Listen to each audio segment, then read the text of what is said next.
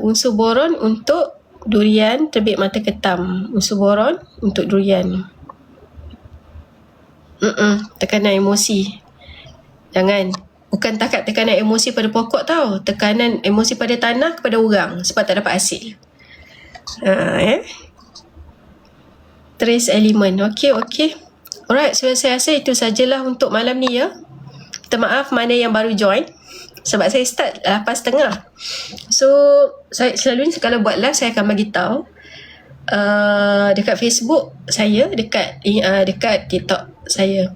Sebab saya saya dah buat jadual every week, setiap minggu saya akan buat 2 kali.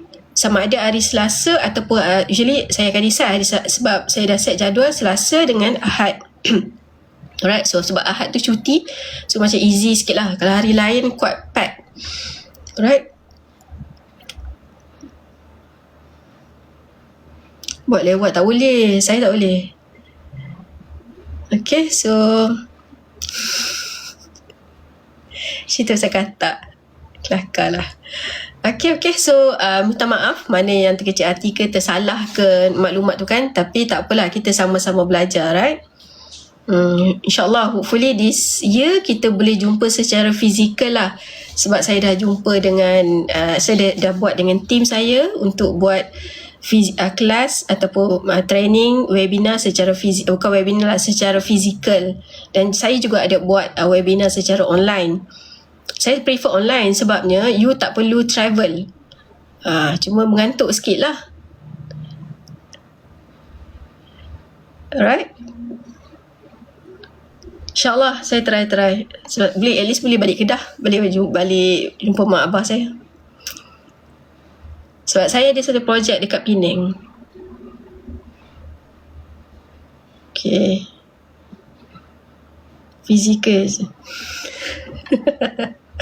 Orang Kedah. Saya orang Kedah. Okay, so mana nak membaca pasal tanah tu, insyaAllah saya akan release my book ada 2 buku. Satu, Tanah Kita Sakit, dan satu lagi adalah dalam bahasa Inggeris di Fertilizer Delusion, Kak Lostak. So ada 2 buku tu, insyaAllah this year saya ni lah.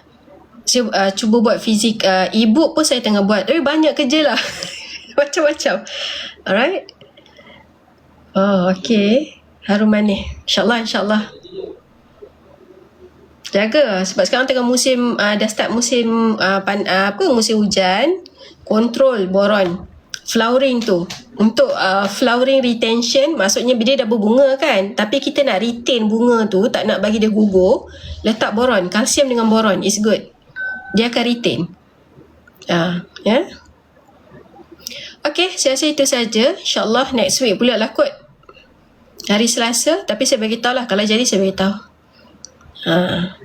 Nitrabor tu kena check balik sebab dia ada nitrogen. Nitrogen tak diperlukan untuk flowering.